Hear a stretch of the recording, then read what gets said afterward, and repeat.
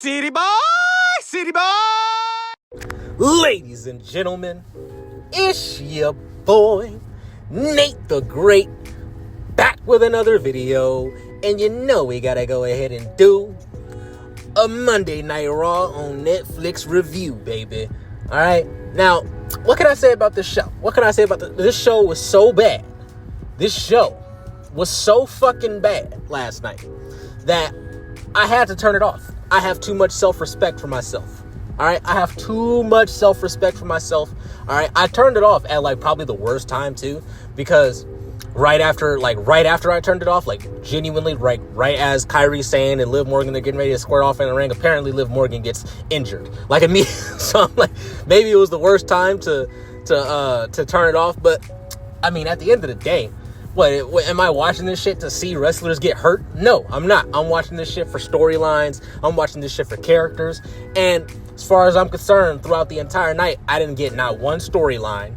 All right, we got a couple of promos that went nowhere, right? But we have no storylines going on right now. The only storyline technically that's going on, and this is on either show. I talked about it before with Triple H's anchor storylines. He has anchor storylines. On Monday Night Raw, it's the Judgment Day. That's his anchor storyline. He can always go back to that. He can get 4 or 5 matches out of them on a nightly basis. He can get 3 or 4 promo segments out of them, backstage segments out of them on a nightly basis. So he doesn't really have to do too much thinking when it comes to anybody else. Anybody else is just like, all right, so y'all are out there cutting a promo, or y'all are over there doing a match.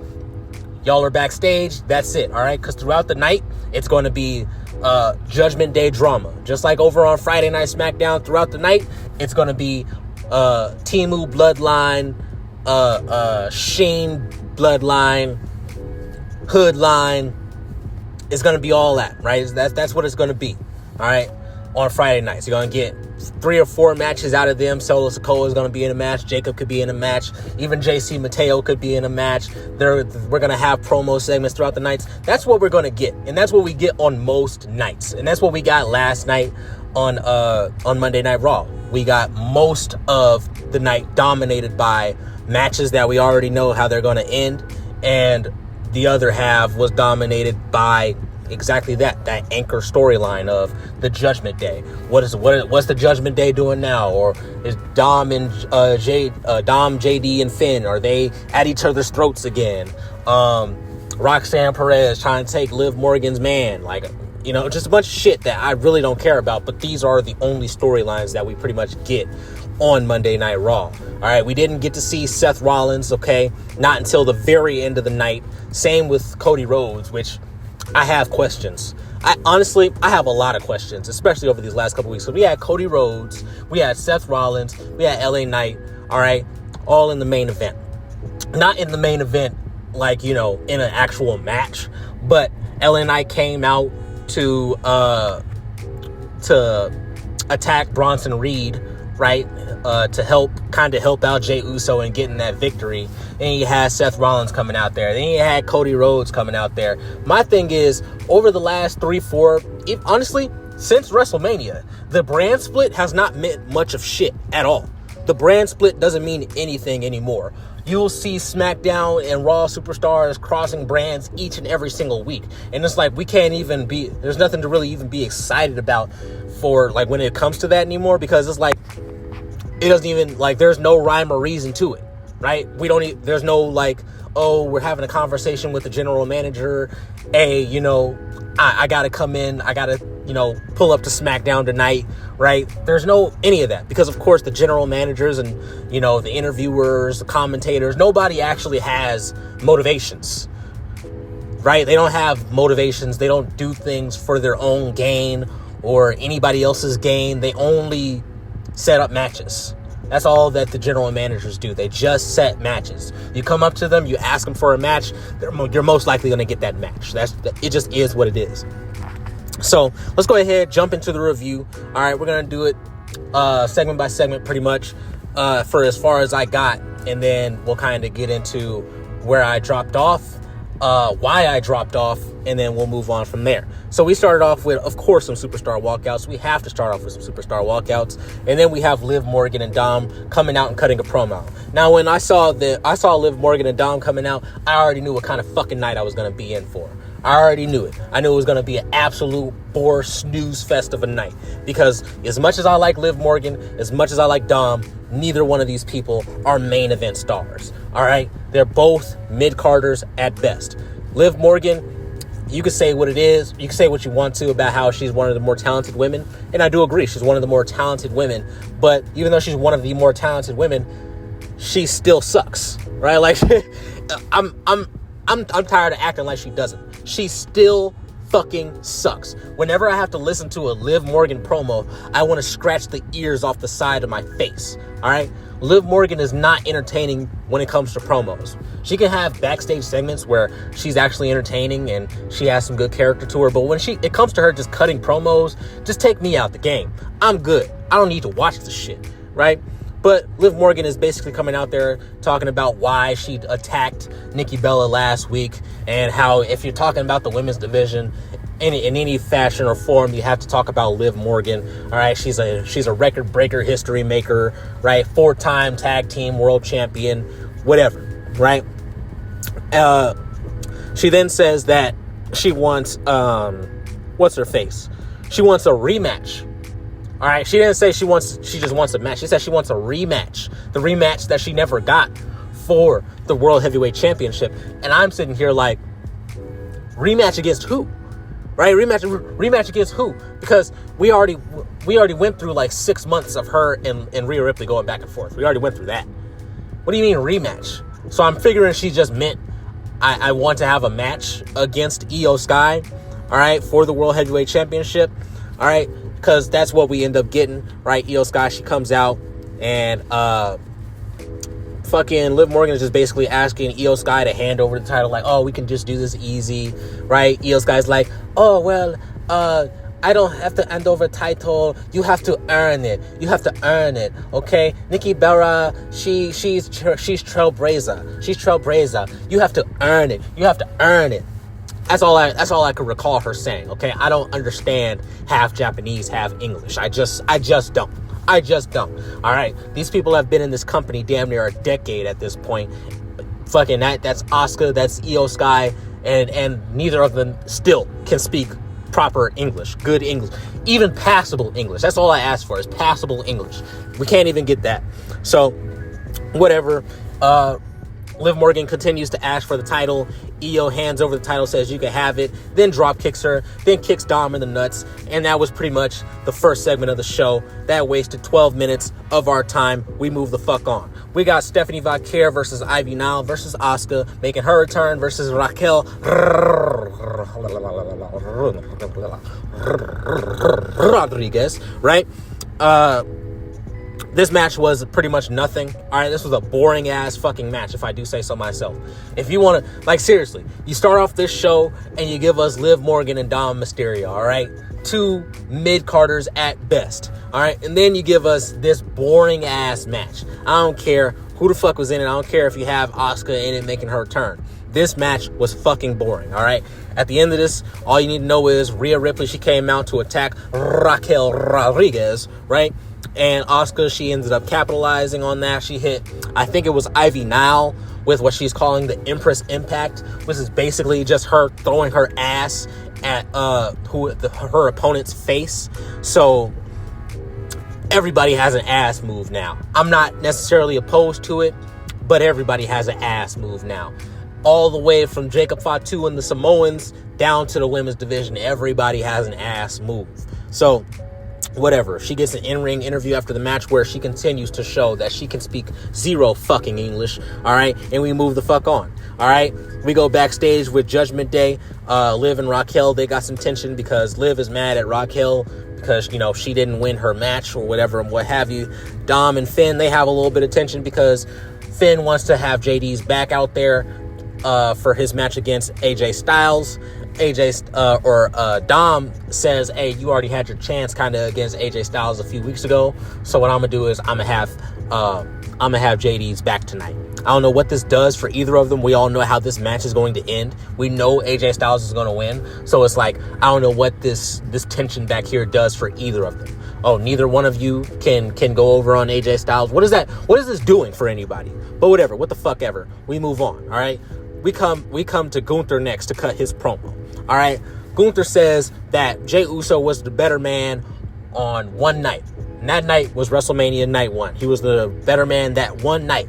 And any other time, it's always been Gunther. All right. He says, he basically calls out Seth Rollins, says that Seth Rollins told him that once he won that title back, he would be a target. So he wants to make it easy. And he calls out Seth Rollins.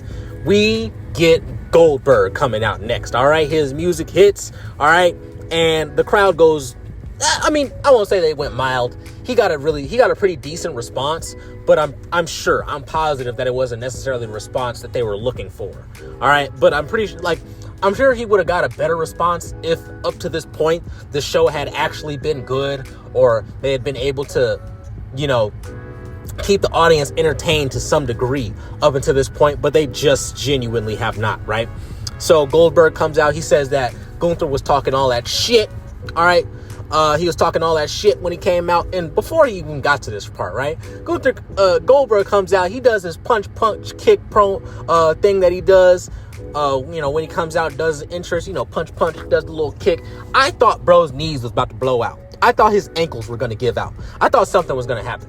I was afraid for Goldberg every single step that he took, because I don't know if you all heard the stories that have come out, or the rumors, I should say, maybe, that have come out about Goldberg, saying that he's been hurting the shit out of himself these last couple months. He hurts himself every other day, damn near, right? He hasn't really been able to use his arm like that. His left arm, I think he said. He's been working on one leg, shit like that. So the whole time that he's walking down to the ring, I'm like, please hold it together, Goldberg. Goldberg gets into the ring, says that Gunther was talking all kinds of shit last time they were in Atlanta. So this time, when they head to Atlanta, Goldberg's gonna whip his ass. All right. He says, you're mine. All right. You're mine and you're next. Right. That's what he says. And Gunther just looks at him and just hightails out of there. He doesn't have anything to say to him. So we're right back to it. Right. Gunther just being afraid of everybody. He was already afraid of Damian Priest, afraid of Sami Zayn, afraid of Jay Uso. Now he's afraid of Goldberg. We put the title back on Gunther just so we could get the same exact fucking character that we had the last time that he lost it. Just scared of every damn body. Had no words for Goldberg. He just hightailed it the fuck out of there. All right, whatever. That's the match that we're getting at this upcoming Saturday Night Main Event, which is, I believe, July 12th. That's what I want to say it is. Next up, we get JD McDonough with Dom Mysterio versus AJ Styles. This match was a nothing burger. I'm not even going to go over it. AJ Styles won, obviously. We move the fuck on. We got Sheamus and Alpha Academy. They're backstage. Tozawa speaking way better English than either Io Sky or fucking Asuka. Even Julia, right? He speaks better English than all of them motherfuckers combined. He tells Sheamus clear as day, go out there and kick Rusev's ass, right? And that's what, Sheamus plans on doing. So we move on. We got an interview with Penta. They're going over some shit that happened 2 weeks ago, right? With at Money in the Bank, how they had Seth Rollins and his faction go on to SmackDown and basically just take out all the people who were in the Money in the Bank. And Penta and fucking what's-his-face, Andrade, they were in a tag team match that night, so they took them out. So she asked Penta about that, and he was like, there's no amount of men, there's no too many, there's never too many. I am Penta, soy Penta, el cero, el miero.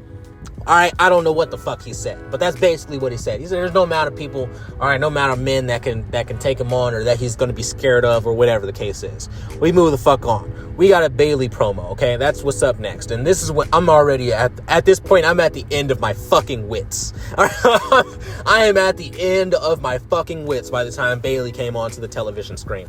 She comes on, she cuts her, generic babyface promo. You know, I want to do this for you guys. Whenever I'm only happiest when I'm in the ring and I'm doing this for you guys, whatever. All right. She calls out Becky Lynch. Her and Becky Lynch have an ear-scratchingly bad promo segment together where they're talking about legacy and all this shit. I could not give two shits less of a fuck. So we move the fuck on. All right. We got Jay Uso getting a backstage interview after this. This son of a bitch. Let me tell you how dumb these motherfuckers are. And I'm talking about Triple H and anybody else who's writing this fucking show. Let me tell you how dumb this shit is. Jay Uso basically says that Gunther got his one on him. Jay Uso got one on him. So basically at this point it's 1-1. No, it's not. No, the fuck it's not. Bro, no, it's not. How many matches have we had between Gunther and Jay Uso just over the last year? Just over the last fucking year. We've had 7 or 8 different matches. This is all the way back when Gunther was still in the mid-card. They were feuding over the fucking IC championship. And for some reason, we have to sit here and act like, oh, it's 1-1 now. No, it's not. It's like 6-1 or 7-1. With Gunther waxing that ass. And then right after this, we get Kyrie Sane versus Liv Morgan. I couldn't do it. I genuinely couldn't do it. I turned it off after this, and obviously I went back to see everything that happened and such. But basically what happened is Kyrie Sane, she technically didn't win the match. Liv Morgan just wasn't able to continue the match. Because, and here's the thing. Isn't it crazy? Isn't it fucking crazy? Kyrie Sane is a fucking hitman. She's a hitman. She took out Zoe Stark in her first match back. Took out Zoe Stark. Now she's taking out Liv Morgan. Every single match that Kyrie Sane has been in since she's been back, she's either botched absolutely heavily or she's been the reason somebody's gotten hurt. Kyrie Sane is not a safe worker in the ring. Kyrie Sane needs to be fucking fired like yesterday. How many people is she going to injure before Triple H is like, all right, we need to take a step back from you, shorty? How many people is she going to take out? I'm genuinely concerned at this point. But whatever. All right, that's what ends up happening. Then we move on into the main event. It was fucking Jay Uso, Rusev, Sheamus, and Bronson Reed. This match was overbooked. Of course it was. All right. Basically what ends up happening is LA Knight comes out. Like I said, SmackDown Superstar comes out, cost Bronson Reed. I think Bronson Reed was going up for like a tsunami or something like that, and LA Knight came out. All right, Jay Uso ends up capitalizing on this, and Jay Uso wins. So it's going to be Jay Uso versus, I believe, Cody Rhodes. And on the other side of the bracket, it's fucking, I don't remember. Who cares? We'll talk about that in probably the next video. And then Seth Rollins and Cody Rhodes, they all come out, right? Like, it's overbooked nonsense, right? You have Seth Rollins, you have Cody Rhodes, right? You have all these guys. You have LA Knight. You have all these people just sitting backstage all night long. And we were subjected to Liv Morgan. We had like 4 Liv Morgan segments throughout the night, right? Multiple Judgment Day segments and a bunch of boring ass matches that nobody gave a shit about. And you had LA Knight, Seth Rollins, Cody Rhodes. Hell, I'll even throw him in there. You had Jay Uso. All backstage, all night pretty much, while this show was suffering. This was a terrible fucking show. I have nothing good to say about this show. All right, like, I have zero good. The only good, okay, I won't say I have zero. There's one good thing about this show, and y'all know what it was. Y'all know, because if y'all know me, y'all know what my favorite part of the show was tonight. It was LA Knight showing up. All right, that is it. Besides that, the rest of the show was completely 100,000% skippable. We don't even need to talk about it. Let me know what y'all thought about this show down in the comments below. I'll give this show a solid 1 out of 10. I can't give it anything more, right? A solid 1 out of 10. So let me know what y'all thought about the show down in the comments below. Like and subscribe if you want to hear some more. And this has been your boy, Nate the Great, back with another video. And I'll see you in the next one. Peace.